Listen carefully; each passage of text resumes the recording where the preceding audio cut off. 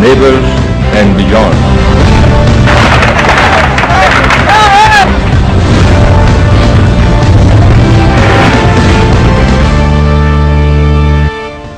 अस्सलाम वालेकुम। दिन भर की अहम तरीन खबरें, तबसरे और उनके तज्जियात के साथ मैं हूं कामरान खान।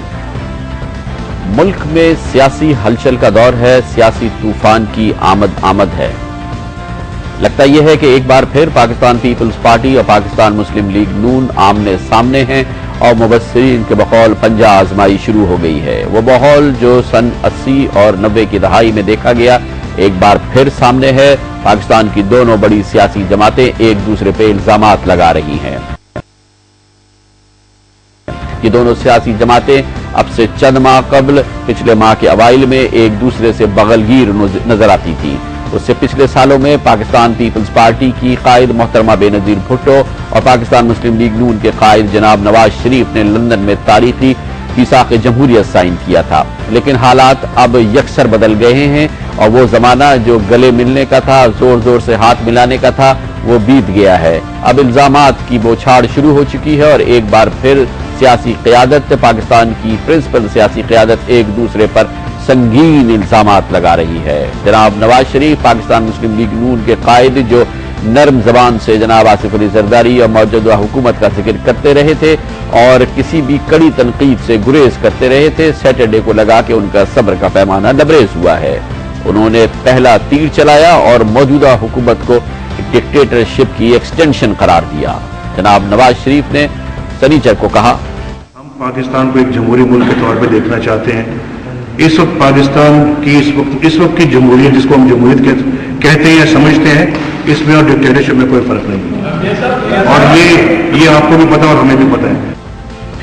इसके बाद आज के अखबारात में खबर शाये हुई कि सदर आसिफ अली जरदारी ने पाकिस्तान पीपल्स पार्टी के एक वफ्द से मुलाकात की और उसके बाद उन्होंने कहा कि जमहूरियत का रोने वाले याद रहें कि वो जेल में थे और वहां वो रोते थे, और जब वो रोते थे जिन आंसुओं में वो आंसू पोंछते थे, जिन रुमालों से वो आंसू पोंछते थे, वो रुमाल अब भी जेलों में मौजूद होंगे।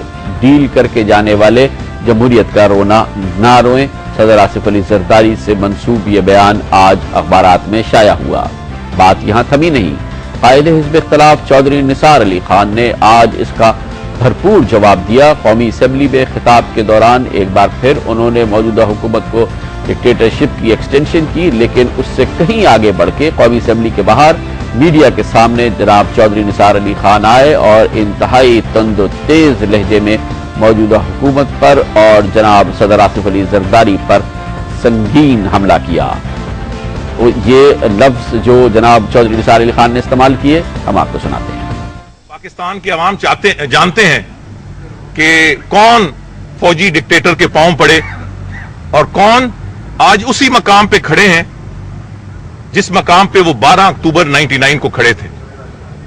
बेहतर होता अगर जरदारी साहब इस तफसील में न पढ़ते। उन्हें याद रखना चाहिए कि ये हम नहीं थे जो इस मुल्क से फौजी डिक्टेटर से डील करके उनकी मिन्नत समाजत करके 4 साल न्यूयॉर्क में छुपे बैठे रहे। हम नहीं थे जिन्होंने गैर मुल्की ताकतों को मुलव्वस करके फौजी डिक्टेटर्स के साथ एक बदनामे ज़माना डील की।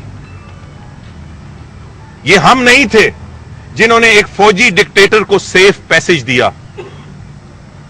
ये हम नहीं थे जो आज भी उस फौजी डिक्टेटर को एक हीरो का मर्तबा और मकाम दिए फिरते हैं। ये हम नहीं थे जिन्होंने उस फौजी डिक्टेटर को मोहतरमा बेनजीर भुट्टो का के कत्ल में मुलव्वस करार दिया। और फिर हम भी वो नहीं थे जिन्होंने बड़ी आसानी से उस सारी चीज को पसे पुश डालकर उसी फौजी डिक्टेटर के साथ काम करना और उसके साथ डील करना गवारा कर लिया। पाकिस्तान के अवाम अब से चंद महीनों पहले तक सोच भी नहीं सकते थे कि एक बार फिर पाकिस्तान मुस्लिम लीग नून और पाकिस्तान पीपल्स पार्टी की क़यादत एक दूसरे के आमने सामने इसी तरह से खड़ी होगी जैसे 80 और 90 की दहाई में खड़ी थी। वो कि मुबाज़ मुबस्सिरीन का ये ख्याल था और उनका दावा था कि ऐसे ही होगा और लग ये रहा है कि ऐसे ही होगा। चौधरी निसार अली खान ने कहा कि वो हम नहीं थे صدر زرداری کو مخاطب وہ کر رہے ہیں کہ جنہوں نے فوجی ڈکٹیٹر سے ڈیل کی اور 4 سال تک نیو یارک میں چھپے رہے۔ انہوں نے کہا کہ وہ ہم نہیں ہیں جنہوں نے فوجی ڈکٹیٹر سے ڈیل کی، غیر ملکی طاقتوں سے ڈیل کی اور پاکستان میں حکومت بنائی۔ اب سے چند ماہ قبل پاکستان کے عوام کو اچھی طرح سے یاد ہے کہ جناب آصف علی زرداری اور جناب نواز شریف قوم سے کیا وعدے کر رہے تھے، اپنے کوئلیشن کے بارے میں، اپنے اتحاد کے بارے میں قوم کو کیا یقین دلا رہے تھے۔ جناب زرداری کیا یقین دلا رہے تھے، جناب نواز شریف کیا یقین دلا رہے تھے، سنیے۔ I don't think the coalition is under threat for any reasons at all. We are in a coalition for now and forever. And one issue, 10 issues, 100 such issues may come and may go. But why does the coalition have to be under threat of every issue?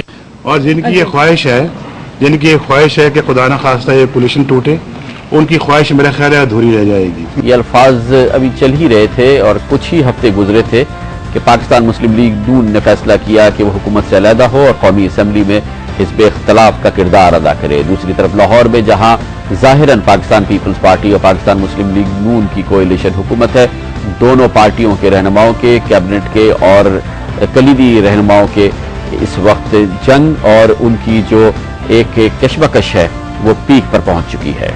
لیتے ہیں commercial break, اس کے بعد ہم جاری رکھیں گے پنجہ آزمائی پاکستان مسلم league نون اور Pakistan Peoples party کے درمیان جاری بنیادی نقطہ ہے پاکستان پیپلز پارٹی کا اصرار کہ فی الحال 17ویں ترمیم کو یکسر ختم نہ کیا جائے، وعدوں سے بھرپور انحراف مبصرین اس کو کہہ رہے ہیں۔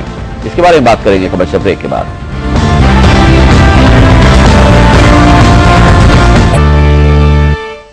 Welcome back. پاکستان پیپلز پارٹی اور پاکستان مسلم لیگ نون کے درمیان جاری پنجہ آزمائی میں بنیادی نقطہ اس بات کو حاصل ہے کہ 17ویں ترمیم کو فوری طور پر ختم کیا جائے۔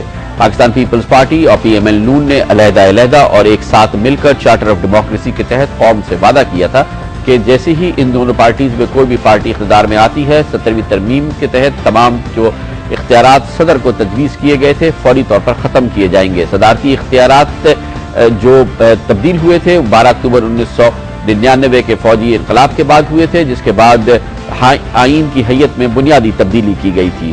آئین میں یہ تبدیلیاں کس طرح سے کی گئی تھی اور انہیں 17ویں ترمیم کے تحت کیسے سمویا گیا تھا، یہ ترمیمات تھی کیا، یہ ہم آپ کو دکھاتے ہیں اور ہمارے نمائندے نوید احمد کی خصوصی رپورٹ جو انہوں نے اسلام آباد میں ترتیب دی۔ My singular concern has been the well-being of our country alone.